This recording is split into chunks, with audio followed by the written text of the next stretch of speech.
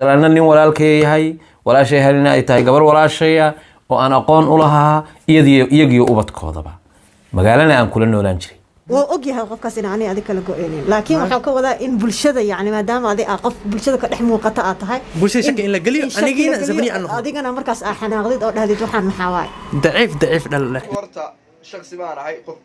فكر بولي هاي أنا جا واحد كنت أجن فكر كي بقول إن وحني وحبة كمتشران تايبنا نجا بسنة إن وحني هاي وحبة كمتشران تايبنا بسنة صابتها وعقلي جلا ما هن قبل أنتي يضو ودن كل نول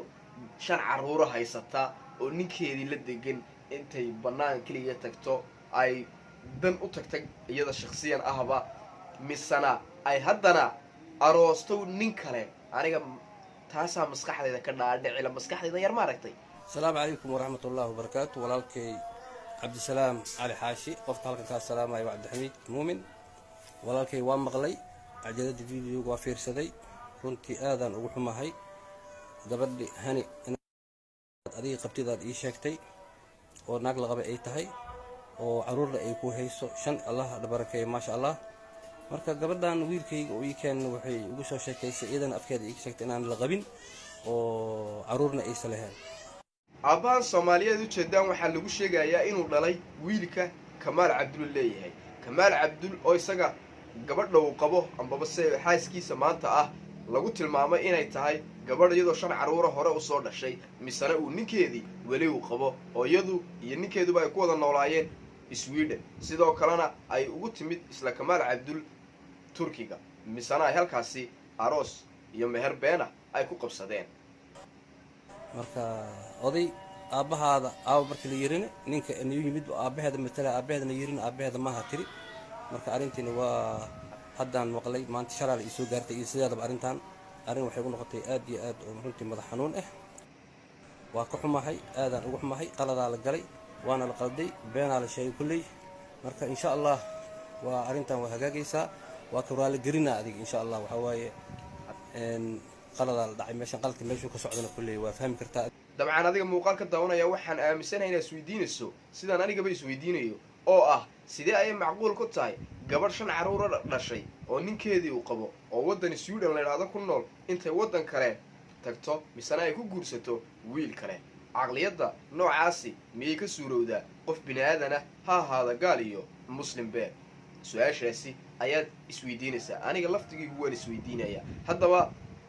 marka su'aashaasi aniga iskaga jawaabo waxaan aaminsanahay 100% inay arrimahaasi ay dhif iyo naadir yihiin xataa hadday dhacaan waxaasina maahan dhaqan wax Soomaali uu leeyahay marka taasi laga imaado sidoo kale waxa arrinkani si cajarfeeyay misana kamarada waaweyn ku sii shiday ninka la yiraahdo Imraan oo isagu cadeeyay in gabadhani iyo wiilka Cabdisalaam la yiraahdo ee la leeyahay waa uu qabay shanta caruur ay u dhashay ayaa uu cadeeyay inuu labadaba yaqaano isku leeyihiin aqoon saa'ida misana ay daris ambaba sajar ay infra badan ahaayeen misana gabadhani ay shan caruur leedahay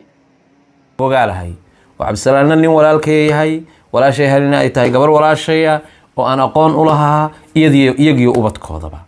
magaalana aan kula noolaan jiray wax badan aan isnaqaanay Imraan wuxuu sii raacay hadaladiisa inuu rabo inuu wax qariyo uu sidoo kale wax uu qarinayo laakiin aniga ma aaminsani inuu wax qariyay ambaba se wuxuu qarinayo waxaan aniga aaminsanay inuu kamarada waaweyn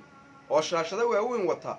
uu ku ifiyay misana warkaasi uu kuga sii cadeeyayba sidoo kale aabahani aniga fikir ahaan markaan fikirkayga ka dhiibto aabaha halkaasi ka muuqday ee sheegayay in uu maanta wiil la soo hadlay Cabdisalaam la yiraahdaa misana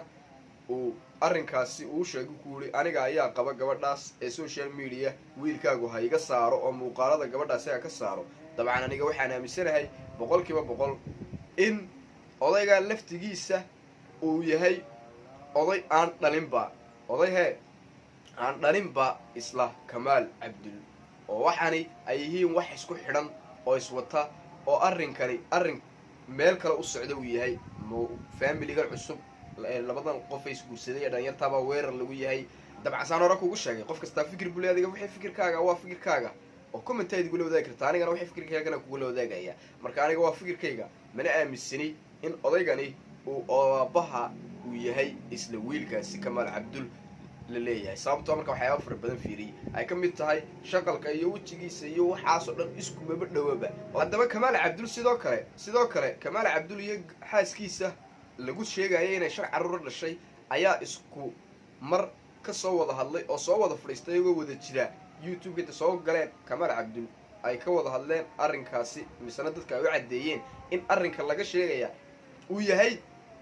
ku tiri ku teen iyo butubata iyo waxaan meel loo dayo aan lahayn ugu walibna ay ka muuqato hadaladooda si kalsooni ku dheehan tahay sidoo kale dadyo fara badan ayaa waxay aaminsan yihiin in ay indha adayg 100% ay koobka u qaaday isla wiilkani Kamaal Cabdul leeyahay sida Imraan oo kale Imraan wuxuu taagan yahay indha adayga jooji walaalow waxaanaad safani iyo waxaad ka shaqeynaysaa waxba kama jiraan waxaan oo dhan anaga oge intaanan barnaamijka soo dhigin walaalow gacaliye waxbaan xiriirnaa si raganimo baan kula hadlayaa aabaha warkiisa maqal ayaa buu taagan yahay Imraan haddaba ma waxaan noqon doonaa Imraan baan noqon doona beelaala kala jirin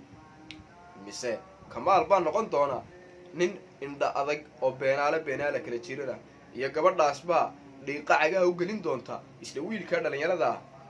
ee leeyahay Kamaal oo gabadhaasi ayaaba iyadu filim waaliya wada oo aan hore baraha bulshada uga dhicin ama bas Soomaali dhexdeeda uga dhicin oo dhaqan waxaynan u lahayn ay gabadhaasi maanta ee Soomaali ku soo biiri doonta oo ah iyadoo oo la qabo oo 5 caruur dhashay ayaaba nin kale guursan doonta oo waabay de samaysay macnaha sidaas ay noqon doontaa gabadhaasi oo wax walbaaba saasay noqon doonaan ama base waxay noqon doonaan wax ku tiri ku teen ah oo wiilkan iyo gabadhani